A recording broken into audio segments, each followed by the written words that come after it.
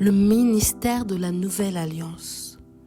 Quand je lis 2 Corinthiens 3, je me rends compte que Paul était en train d'essayer de faire comprendre aux gens que l'ancien était passé et qu'il y avait une nouvelle alliance. Commençons-nous de nouveau à nous recommander nous-mêmes, ou avons-nous besoin, comme quelques-uns, de lettres de recommandation auprès de vous ou de votre part? C'est vous qui êtes notre lettre, écrite dans nos cœurs, connue et lue de tous les hommes. Vous êtes manifestement une lettre de Christ, écrite par notre ministère, non avec de l'encre, mais avec l'Esprit du Dieu vivant. Non sur des tables de pierre, mais sur des tables de chair sur les cœurs.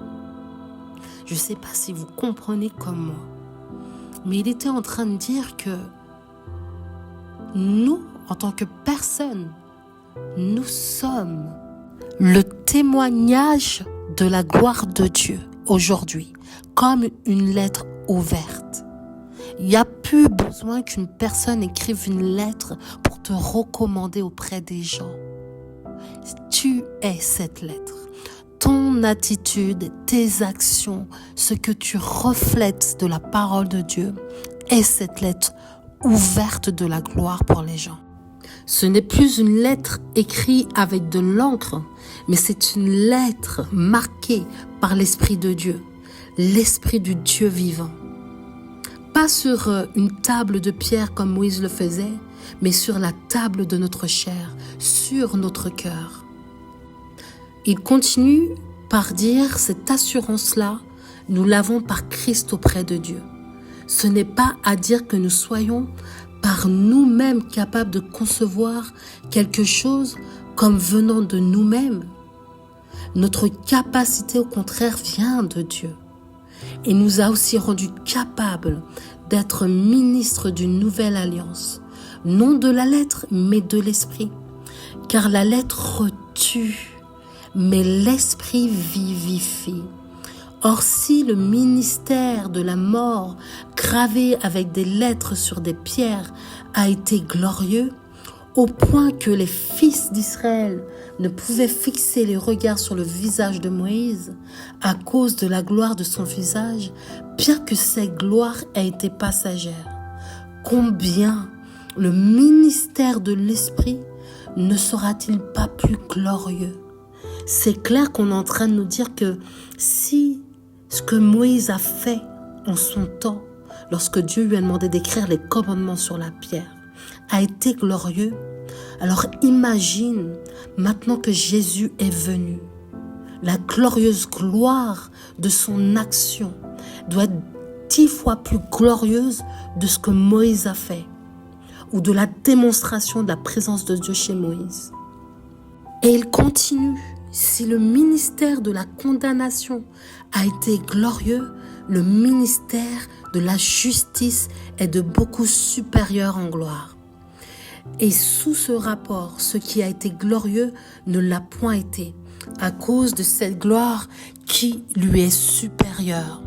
En effet, si ce qui était passager a été glorieux, ce qui est permanent est bien plus glorieux.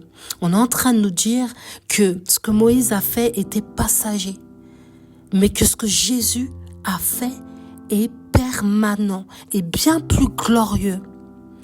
Ayant donc cette espérance, nous usons d'une grande liberté et nous ne faisons pas comme Moïse qui mettait un voile sur son visage pour que les fils d'Israël ne fixent pas les regards sur la fin de ce qui était passager, mais ils sont devenus durs d'entendement.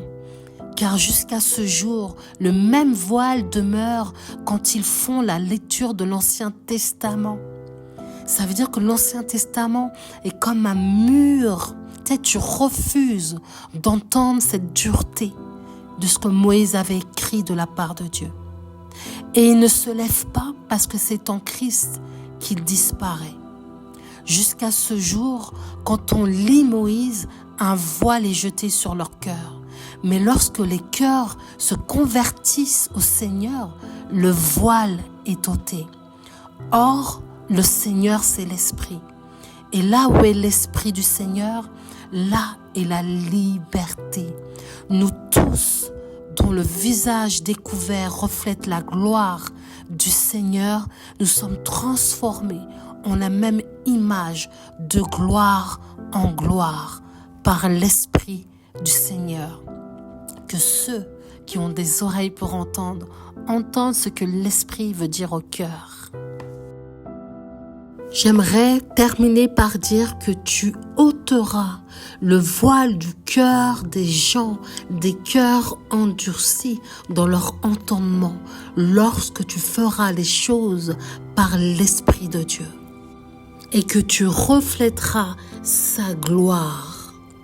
On y comprend finalement que la nouvelle alliance dans la Bible rend l'ancienne dépassée, comme si elle avait vieilli.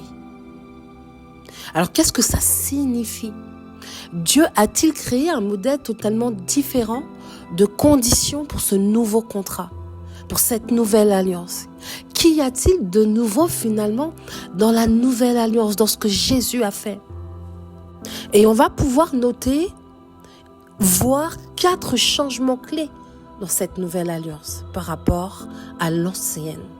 Ces 4 éléments n'incluent certes pas toutes les différences, mais elles illustrent quand même la distinction fondamentale existante entre ces 2 contrats. La Bible précisait que les pécheurs méritaient la peine de mort en Romains 6, 23, que le pardon de leurs péchés exigeait une effusion de sang pour payer cette amende en Hébreux 9, 22. Sous l'ancienne alliance, sous l'ancien contrat, les Israélites offraient en sacrifice des animaux en tant qu'offrande de culpabilité, répandant le sang de ces derniers comme Dieu l'avait ordonné. Néanmoins, ces sacrifices d'animaux ne suffisaient pas en tant que substitut, placebo pour les êtres humains. Ces sacrifices ne purifiaient pas les Israélites de leurs mauvaises actions. Car il est impossible que le sang des taureaux et des boucs ou des animaux ôte les péchés. En Hébreux 10, 4. Alors il y a eu un changement dans la loi des sacrifices. Alors si les sacrifices d'animaux n'effaçaient pas finalement les péchés des hommes, les péchés commis par les hommes, pourquoi Dieu il demandait ça sous l'ancienne alliance?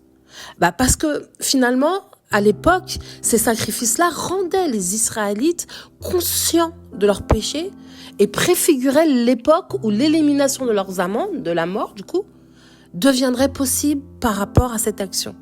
Mais Dieu, dès la fondation du monde, avait déjà prévu que Christ deviendrait l'ultime sacrifice. En Apocalypse 13, 8. Christ, l'agneau de Dieu, s'était volontairement offert en sacrifice.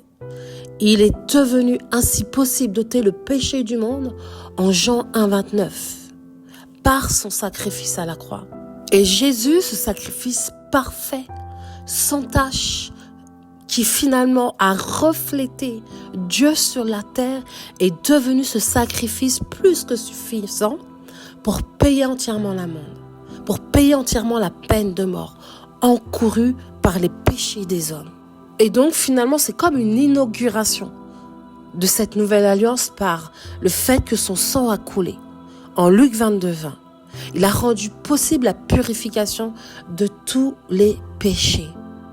Les sacrifices d'animaux étaient juste une préfiguration. Et finalement c'est devenu obsolète, comme beaucoup de choses dans le monde.